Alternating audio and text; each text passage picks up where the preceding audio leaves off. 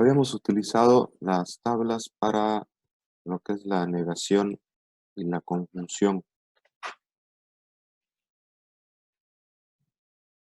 Cuando hablamos de la negación, bueno, simplemente añadimos el símbolo para negar al enunciado y esto cambia automáticamente el valor de verdad asignado. Si teníamos que era verdadero, al poner la negación se vuelve falso. Al tener falso, automáticamente esto se vuelve verdadero. Entonces la negación lo que hace es cambiar, al negar cambia el valor de verdad que tenía nuestro enunciado.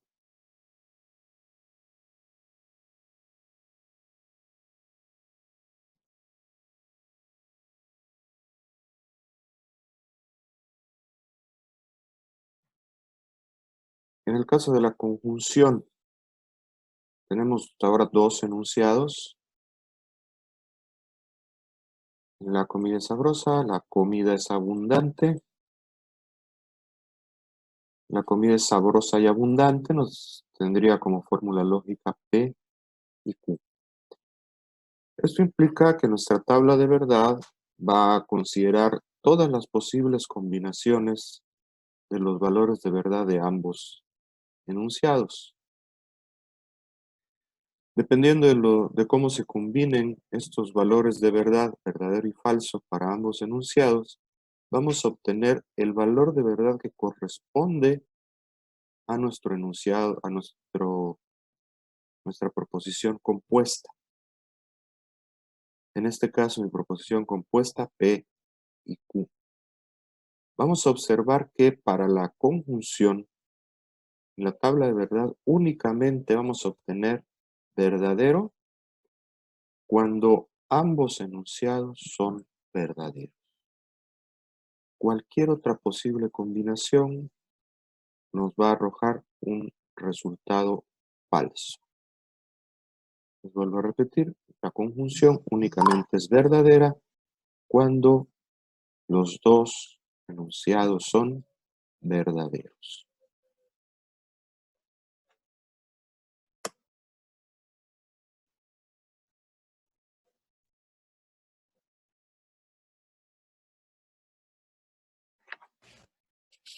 Bien, esas son las tablas que habíamos utilizado previamente para nuestra tarea.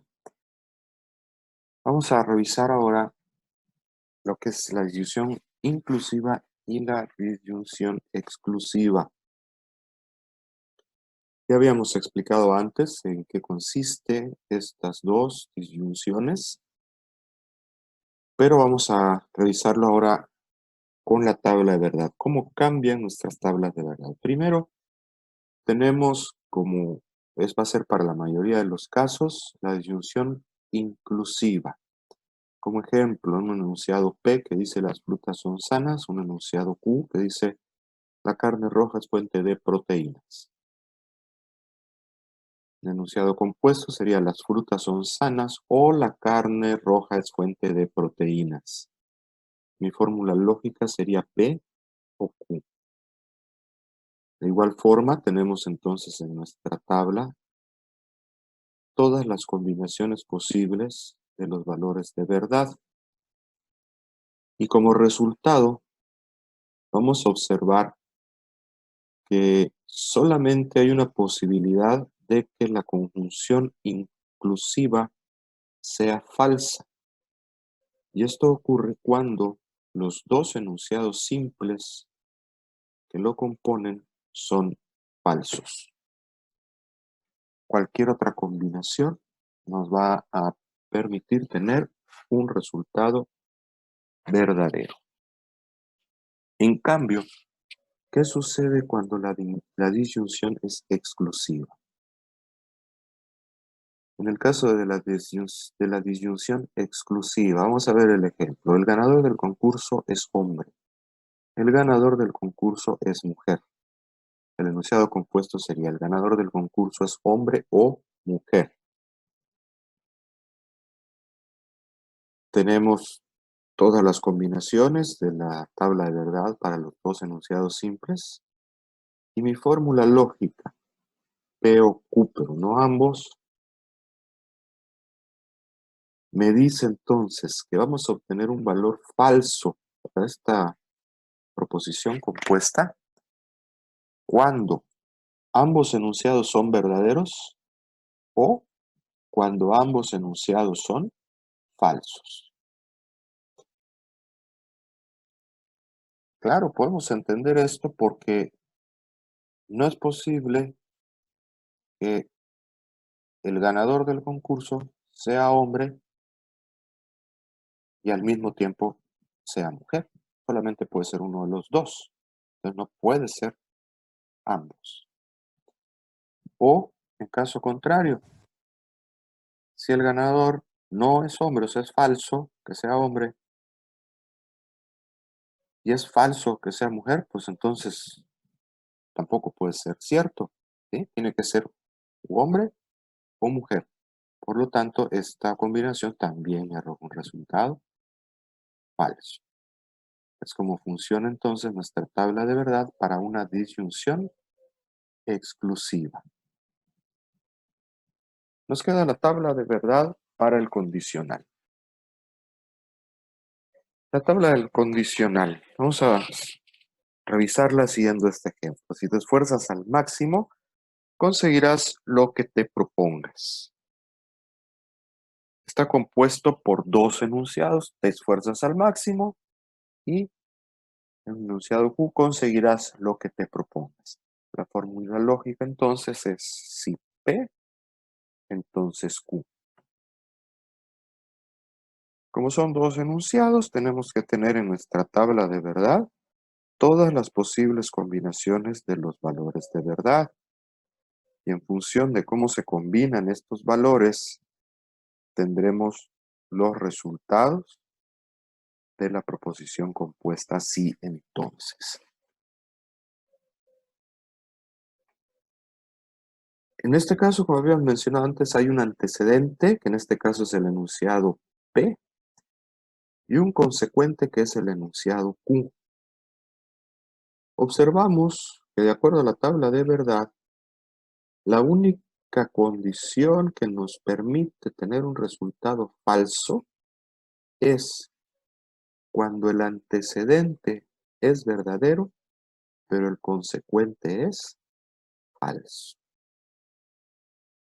En esa condición tendremos un resultado falso.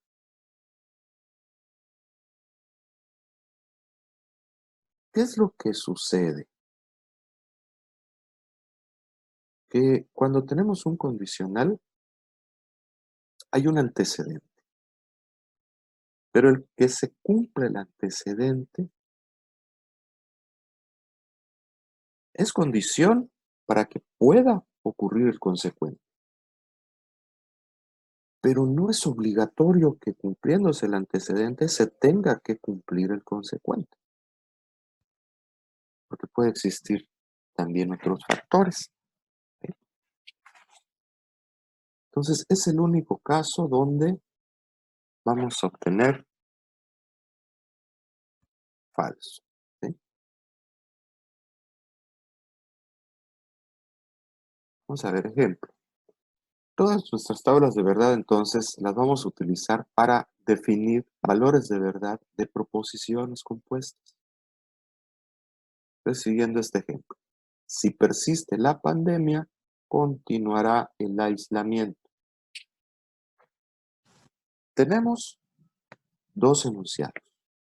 Un enunciado A, persiste la pandemia. Estamos dando un valor verdadero. Un enunciado B que es continuará el aislamiento. Estamos dando un valor verdadero.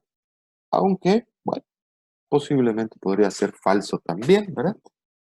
Si persiste la pandemia y sale de control, ya no tiene sentido seguir aislados porque la mayoría de la población está contagiada. ¿Qué va a suceder? Pues te van a decir sal, aunque siga la pandemia. Entonces, en ese caso, esta parte se volvería falsa.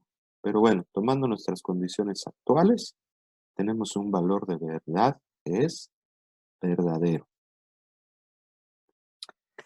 Si establecemos nuestra fórmula lógica, entonces tenemos si A, entonces B. Lo que quiere decir que